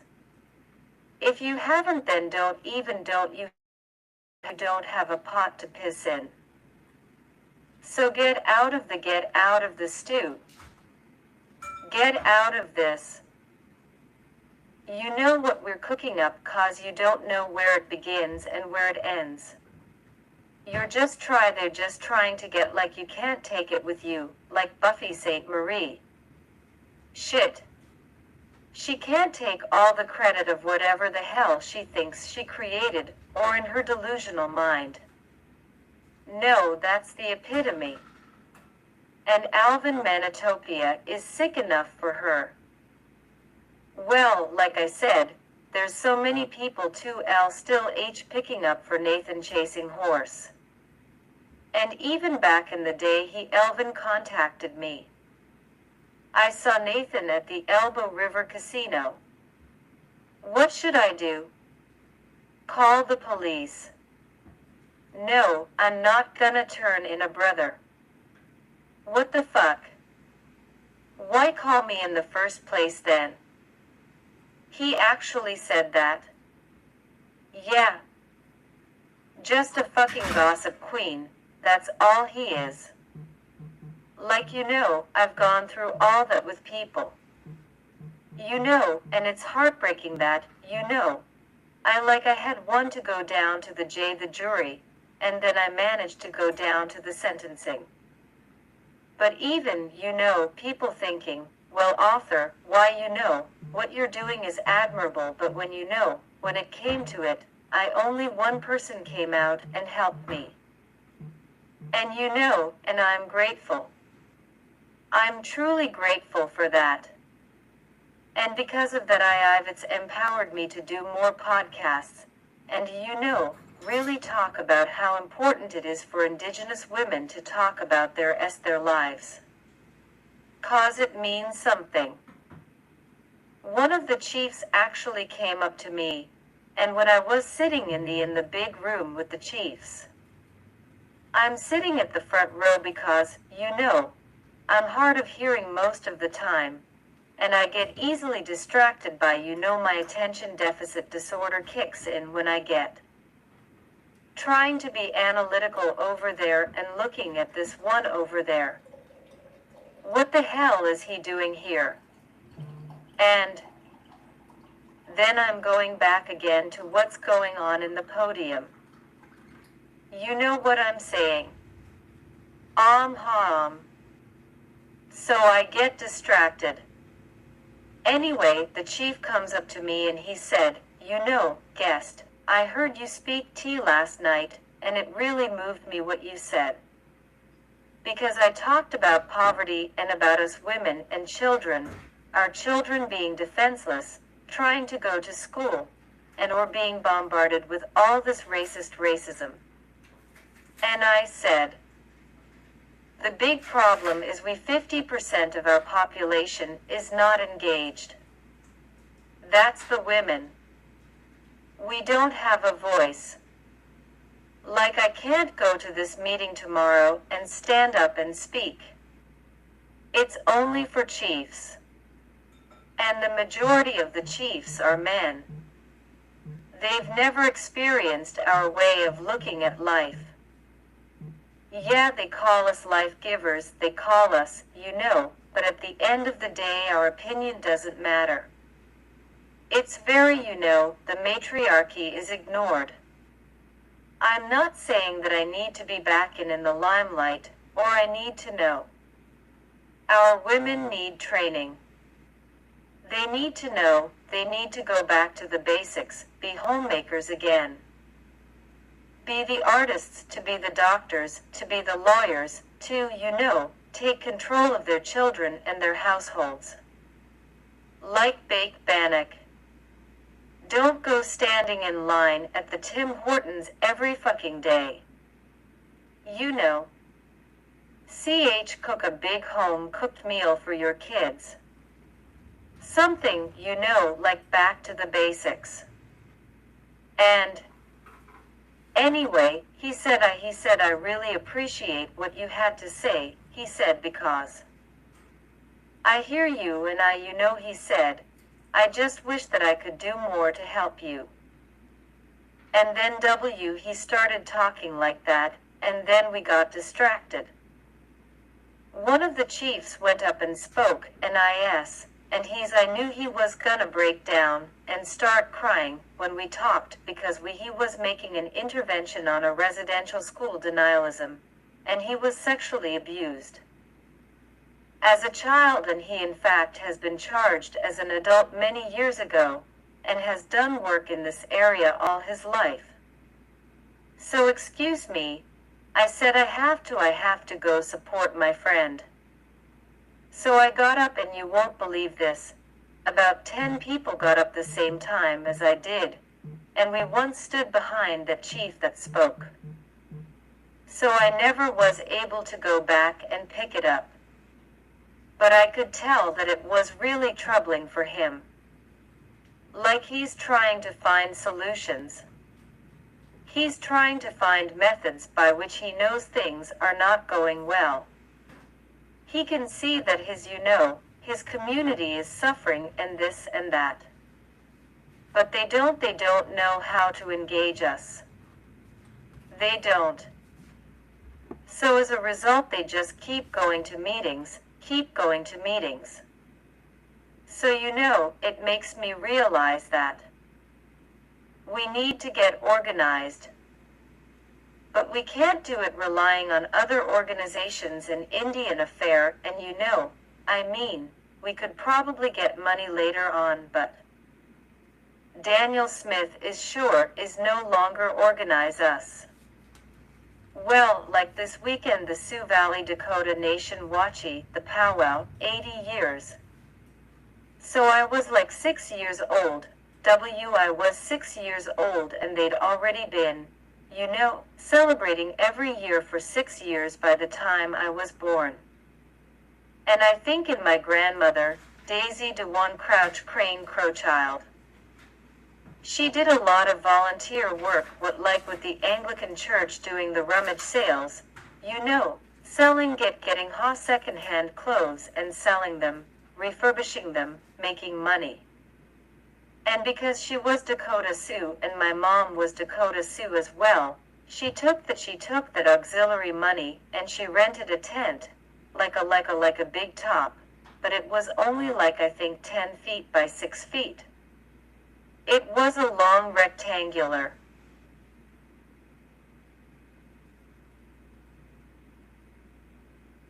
And she had people put it up by our old community hall. That was our first Indian days. That's how it started with my grandmother's bake sale, rummage sale monies. Was that in Satina? Yeah, at Satina. That was the woman's auxiliary that did that. What year was that? Do you remember? I was 12, so let's see. 12. I'm 74 now. 62 years ago. Yeah, okay. So 62 years ago. That's in 1964. So a lot of people wanna, claim that, well, so-and-so was on chief and so was on council. But it was the women who fundraised the money. Like I said, well, that's what I told our chief when I spoke that night before. I said, we're the ones who go to any band office in this country. It's the women that are running the show. We're the backbone of the community.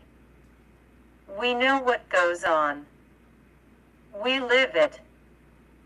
We're lawyers, we're accountants, we're band managers, we're HR directors, social workers, educators, teachers. We're the ones I said that run the show. But we're not at the tables. Yep. And I think I really shook him up. Well, see.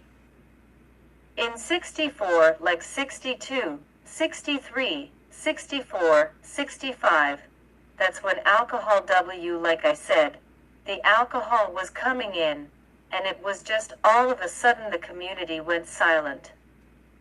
So that that the women coming together and making money. Like, I don't know if it was jealousy, men being jealous of other men's wives, I don't know. Or just the fact that they were beating up their wives and didn't want anybody to know. Who the hell knows? I agree. Like my friend in Long Plains, her have known her since she was 15. Works with us. The band has worked in administration her entire life. My cousin, she's, 65, director of education. Not education, director of health. Just, just women. Yourself, like I said, it's the backbone. And yet because of patriarchy and colonial ways of thinking, it's like women aren't thinking, women can't think. And yet who looks after their adult children, and who looks after their grandchildren, even their adult grandchildren? It's women. That's why I said, you can say matriarchy and all this stuff. I know you're gonna be born and you have to live in it. You're not obeying that man who's not even concerned about who's looking after his children. It comes down to women. Yep. Anyway, it's like that young woman, that Michaela, that did the blast on the fucking pancakes. Fascist pancakes. She's gone viral. It'll be 1 billion views and... she's white, she's young, she's lippy, she's gutsy, she's shows up in her jeans and t-shirt, cutoffs, and she's not gonna get beat up by the cops. They're gonna let her go. Like I know what it's like to be targeted. Yeah, well see, that's the thing too, is like even for me when I came back from Las Vegas, and I just wanted anonymity. I didn't want nobody to know what I was doing, where I was going, nothing. Just so I didn't have to deal with that extra stress. And the even talking to, people about like how I was feeling, all that was personal, and again, everything we do in life that's hard teaches us something. But we've got to take care of our mental health, our spiritual health. And that's what Nechi Institute was all about, my friend. Was taking care of your spirit. The spirit will take care of you if your spirit is healthy. That's what I talk to. I'm very blunt when it comes to women, and there I spent 3 hours last night with one woman, and all her kids are on crack. Meth, crystal meth. And she's now taking care of all her grandkids. And they raise shit that her kids raise shit all hours of the night, 20, 30 years old. These are grown-ass kids. Yes, yes. They don't have no fucking education. They didn't go to school. They just get stoned up all damn day. Yeah, like my friend in Portage. Her son is staying in her house that she has in Portage, climbs up on top of the roof, gets police presents at least once a month. Stuff. Like I said, it's even with my sister and her boys, like I don't interfere because, when they're high I can't reach them, can't talk to them. Like when even with women's attitudes towards me, I can't change them. They've been indoctrinated and they're narcissistic or Machian. Like I don't have time for that. Like I said, it's one thing, like I said, living alone and being lonely and taking care of my spirit, all that, I have to be really, have some boundaries down to protect myself. More so too, like even talking about what we're talking about. These things, like some people just don't even give a damn, or even want to talk about it. 'Cause as soon as you talk about it they change the subject, and 'cause why? Because it hurts them too and their kids are involved in that shit. Them too have been sexually molested, and their kids never dealt with it. Yeah. And you think of all those children that are out there, and the hundreds of thousands of them that are now in childcare. Yes. And nobody there to defend them. Exactly. I know when I took my niece, 7 years of therapy. 7 years, of just nurturing her. Like it takes, you gotta do the work. But if you're just on battle fatigue, 'cause there's too many. Well, that's exactly what I'm talking about with the women that are suffering now. Right? They're bad, that's a good word. Thank you. Battle fatigue. You too. I could hear that when you were in Vegas, and we had no money and I had to figure out how I was gonna move over here and like I get involved in this and that, I get, invited to meetings and shit, and I have to be really careful, analytical. And you too, you do the same thing. You're always on the go. Like you need a full-time assistant to help you with your wheelchair, you to your motor car with your your plants and your medicines. Yes. But at least I'm getting like I have some help now. Like I'm just grateful I can call this constable. So he's helpful. Yes, her name is Cheryl. I just want to say in conclusion of this podcast that so many people in Sutuna, the people that I've grown up with, are concerned about this lawsuit. And like I said to the one lady who's they're close family friends, and I said, she was 14 when Nathan Chasinghurst picked her up at the school. She wasn't a part of Nathan Chasinghurst's followers. She wasn't involved in the cult. And until 2015, she documented everything. Nathan videotaping her, everything. And I said, of all people, that young lady should sue the chief and council, because Even though they have fiduciary obligations, they also swore an oath to protect the most vulnerable, and they didn't protect this young girl. Out of all the people, she's a nation member. My niece wasn't. But because they swore on when they joined in chief and council, they didn't protect her. They didn't support her because she wasn't following Nathan Chasing Horse. Understand this. When people say, why do you still follow and talk about Nathan Chasing Horse? Because of all the things that were percolating, of all the ways he had money was being siphoned for political leaders, so they could keep that hold, that power over people, at the cost of an innocent child. On the Fifth Estate, she went down to the courthouse to release her legal papers so she could talk and say, he ruined my life. Bless her heart. She had the courage to come up and text me. For years we'd be corresponding back and forth. I know.